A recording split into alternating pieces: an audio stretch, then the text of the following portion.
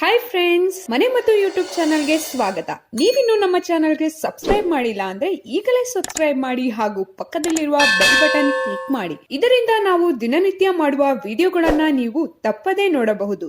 ಎಳನೀರು ಕುಡಿಯುವುದರಿಂದ ದೇಹದ ಶಾಖ ಕಡಿಮೆ ಆಗಿ ಮೂತ್ರ ವಿಸರ್ಜನೆ ಸರಾಗವಾಗಿ ಆಗುತ್ತದೆ. ಹೀಗಾಗಿ ಕಾಮಾಲೆ ಬಂದಾಗ ಸಾಕಷ್ಟು ಪ್ರಮಾಣದಲ್ಲಿ ಎಳನೀರು ಕುಡಿಯಬೇಕು.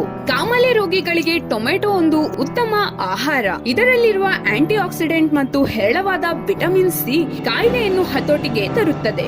ಇದಕ್ಕಾಗಿ ಟೊಮೆಟೊ ಹಣ್ಣಿನ ಸಿಪ್ಪೆ ಮತ್ತು ಬೀಜಗಳನ್ನು ತೆಗೆದು ಚಿಟಿಕೆ ಉಪ್ಪು ಮತ್ತು ಚಿಟಿಕೆ ಕಾಳು ಮೆಣಸಿನ ಪುಡಿ ಹಾಕಿ ಮಿಕ್ಸಿಗೆ ಹಾಕಿ ತಿರುವಬೇಕು. ಸತತ 12 ದಿನ ಖಾಲಿ ಹೊಟ್ಟೆಯಲ್ಲಿ ಈ ಜ್ಯೂಸ್ ಮಾಡಿ ಕುಡಿಯುವುದರಿಂದ ಕಾಮಾಲೆ ಹತೋಟಿಗೆ ಬರುತ್ತದೆ. ಕಾಮಾಲೆಗೆ ಕಬ್ಬಿನ ಹಾಲು ಸಹ ಉತ್ತಮವಾದುದು. ದಿನಕ್ಕೊಂದು ಲೋಟ ಕಬ್ಬಿನ ಹಾಲು ಕುಡಿಯುವುದರಿಂದ ಯಕೃತ್ತನ ಹಿಂದಿನ ಸ್ಥಿತಿಯನ್ನು ಪಡೆಯಲು ನೆರವಾಗುತ್ತದೆ ಹಾಗೂ ಜೀರ್ಣಕ್ರಿಯೆಯು ಉತ್ತಮಗೊಳ್ಳುತ್ತದೆ. ಪ್ರತಿನಿತ್ಯ ಬಾರ್ಲಿ ನೀರು ಕುಡಿಯುವುದರಿಂದ ಜೀರ್ಣಾಂಗ ವ್ಯವಸ್ಥೆಯು ಸರಿಯಾಗಿ ಕೆಲಸ ಮಾಡಲು ನೆರವಾಗುವುದು. 3 ರಿಂದ 4 ಲೀಟರ್ ನೀರಿಗೆ 1 ಕಪ್ ಬಾರ್ಲಿ ಹಾಕಿ ಚೆನ್ನಾಗಿ ಬೇಯಿಸಬೇಕು. ನಿಯಮಿತವಾಗಿ ಈ ನೀರು ಕುಡಿದರೆ ಕಾಮಾಲೆ ಕಡಿಮೆ ಆಗುತ್ತದೆ. ಕಲ್ಲಂಗಡಿ ಹಣ್ಣಿನ ಬೀಜ ತಿನ್ನುವುದರಿಂದ ಉರಿಯೂತ ಕಡಿಮೆಯಾಗಿ ಮೂತ್ರ ವಿಸರ್ಜನೆ ಚೆನ್ನಾಗಿ ಆಗುತ್ತದೆ.